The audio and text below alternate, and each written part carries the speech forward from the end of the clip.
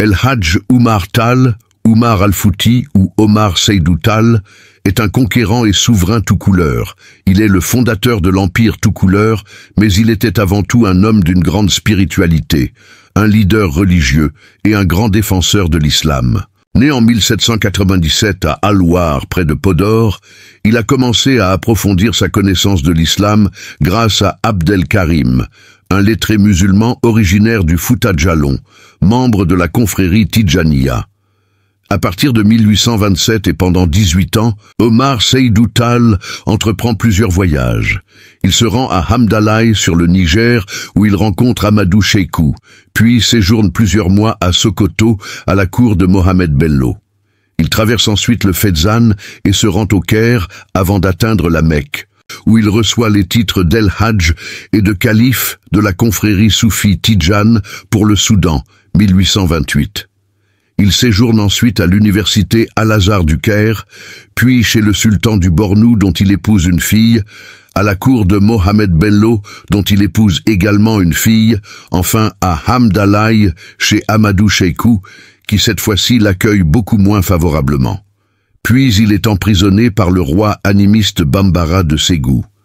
Lorsqu'il est relâché, il se rend dans le Fouta Djallon, où l'Almami l'autorise à créer une zaouïa, 1841.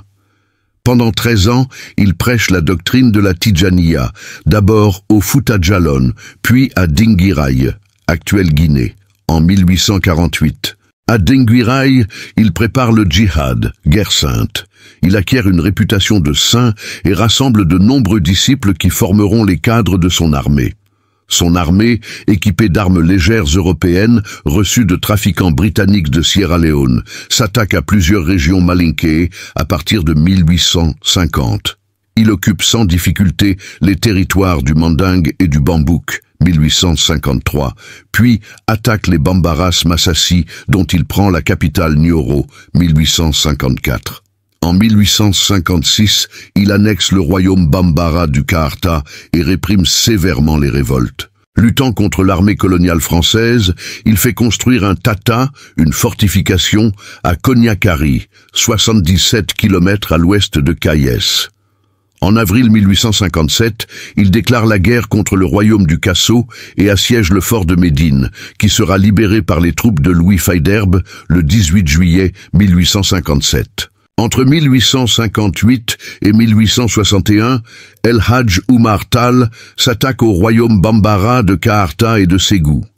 Le 10 mars 1861, il conquiert Ségou qu'il confie un an plus tard à son fils Amadou pour partir à la conquête d'Hamdalaye, aux capitales de l'empire Peul du Massina, qui tombera le 16 mars 1862 après 3 batailles faisant plus de 70 000 morts.